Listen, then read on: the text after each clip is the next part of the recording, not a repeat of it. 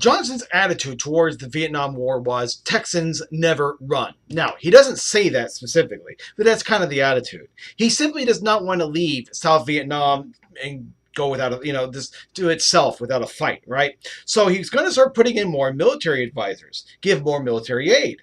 Then 1964 happens, and one event in particular, the Gulf of Tonkin incident. The Gulf of Tonkin is just off the coast of Vietnam, and we have the destroyers there. They're spying on Vietnam, and apparently, or allegedly, they're fired upon. When Johnson hears about it, he goes to Congress and has Congress pass the Tonkin Gulf Resolution, or the Gulf of Tonkin Resolution, whichever one you want. And basically, it's going to allow the President of the United States to escalate this war.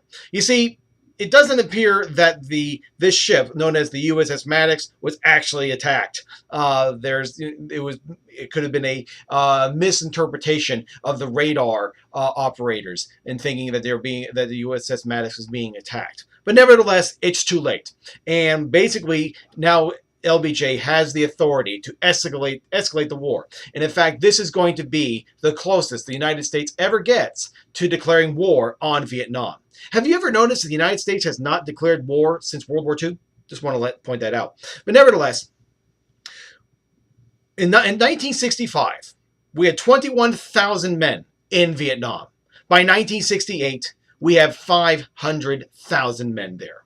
So this is the LBJ escalation. Now, the LBJ administration is going to basically say that things are looking great. We've been killing this many communists per day. It's just a matter of time. We see the light at the end of the tunnel. So, and that's what the American people were told. The problem is going to be is that the reality and what's going on the ground doesn't necessarily match what the administration is saying. We especially see this in January of 1968.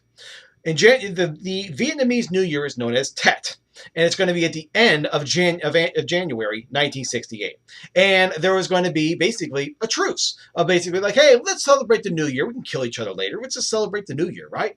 Well, nobody tells the Viet Cong this. Right? And what's going to happen is you're going to have a massive offensive. All of these little flare-ups of violence throughout Vietnam, particularly South Vietnam. And it hurts the Viet Cong badly. They lose a whole bunch of people. In fact, militarily, it's an absolute disaster. But when you think about it on the grand scheme of things, not so much. It's going to actually be a major victory for the Viet Cong. Here's why. The administration was saying that the war is almost done, that victory is around the corner. And then we start seeing newspaper articles and also newsreels of what's going on in Vietnam as this Tet Offensive is starting to go.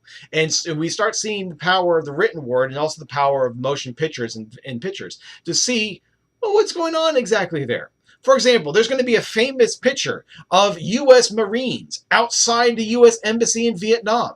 If you don't know, the Marine Corps is the branch that's in charge of embassy security. It means that the U.S. Embassy in South Vietnam was actually infiltrated and its guards kicked out. Does this sound like winning to you when you have U.S. Marines actually firing on their own embassy? Doesn't sound like it to me either. So the Tet Offensive represents basically the beginning of the end for public support of the war. You start to see absolutely crater as a result. Furthermore, one of the reasons why that people are going to say that this war is unwinnable is because the newspaper anchors of the time period are going to say that. Walter Cronkite is actually going to go on the TV and announce to the American people, this war is lost. There is no way we can militarily win this war. LBJ watches Cronkite. Many people do. And when he hears that, he knows that this war is done. All right, he is going to be done. He said basically, if I've lost Cronkite, I've lost Middle America. The Tet Offensive basically is going to result in the downfall of LBJ. He is going to actually announce that he will not seek the Democratic nomination in 1968. And in fact, he's going to spend the last year in office that he has dedicated towards finding a peace with the Vietnamese that's going to basically prevent the United States from running away with its tail between its legs. This is going to open up de-escalation.